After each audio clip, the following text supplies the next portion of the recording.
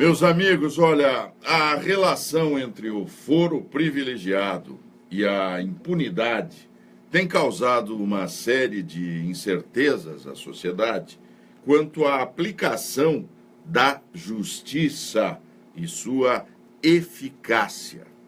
Essa discussão deverá ser retomada pela Suprema Corte em processo que, segundo o ministro José Roberto Barroso, será submetido ao Pleno, que deverá discutir uma espécie de regulamentação dessa prerrogativa que gera tanta polêmica. Você tem acompanhado as matérias jornalísticas, o andamento político em Brasília, a nomeação do ministro Moreira Franco e, anteriormente, a nomeação ainda no governo Dilma do ministro Lula, o ex-presidente Lula, como ministro-chefe do gabinete da presidência, geraram esta polêmica. Mas o interessante é a sensação de impunidade. Vamos ao texto aqui.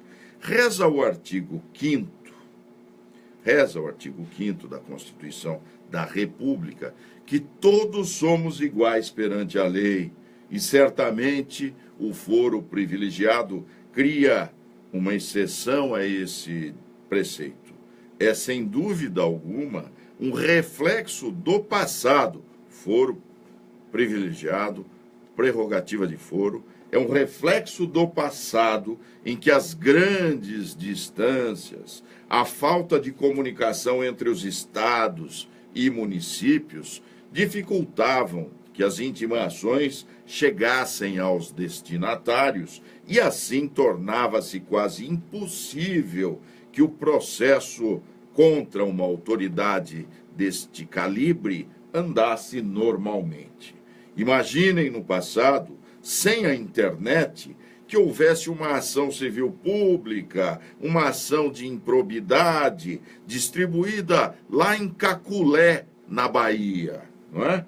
Com certeza, intimar a autoridade, o deputado, o senador, para se defender, praticamente seria uma aventura jurídica, verdadeira aventura, haja vista a sede do Congresso, completamente inacessível aos oficiais de justiça e ao trâmite de uma carta precatória.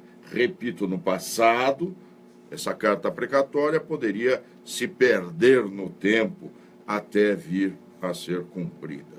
Talvez essa justificativa que hoje transformou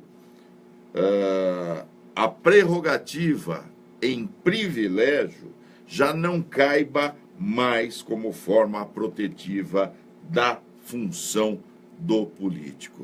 Vamos lembrar o seguinte, esse privilégio eu dou para alguns, prerrogativa é direito, não vamos confundir privilégio com prerrogativa. Quando está na lei é uma prerrogativa, só que essa caracteriza hoje, infelizmente, um privilégio.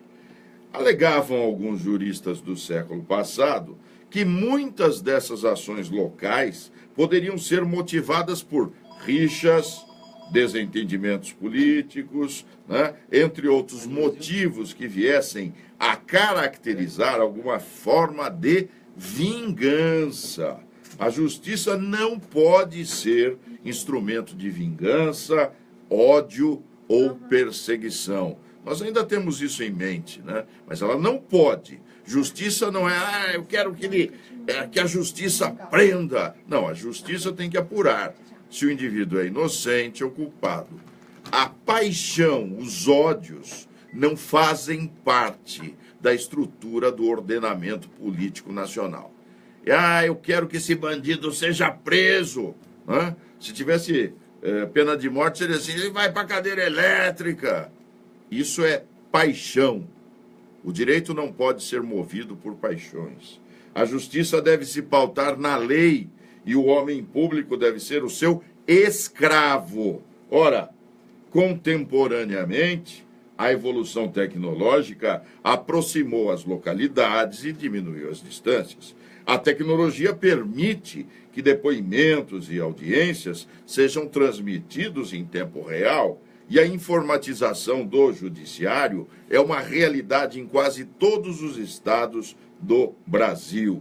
Dessa forma, talvez não se justifique mais o foro privilegiado ou a prerrogativa de foro que determinadas funções imprimem ao cargo ocupado. A discussão que deverá ser levada ao Pleno do Supremo pode ser um grande passo para que o artigo 5º, caput, a cabeça do artigo, realmente transforme todos os cidadãos brasileiros em pessoas iguais, conforme se preceitua constitucionalmente. Mas que fique bem claro que não podemos concluir que o privilégio de foro, no caso dos congressistas, seja sinônimo de impunidade. É bom lembrar e ratificar que a Suprema Corte é a última instância do judiciário brasileiro e não pode receber a pecha de tribunal fraco ou tendencioso, porque não o é. Se a discussão for levada ao Pleno e regulada por decisão judicial, mais uma vez o judiciário estará tomando para si as funções que caberiam originariamente ao legislativo. Cá entre nós, quem deve legislar parece que só se preocupa com a economia e na manutenção dos seus parlamentares. Muitos deles alvo de suspeitas e denúncias que abalam a credibilidade deste importantíssimo poder da República. E tenho dito palavra de honra.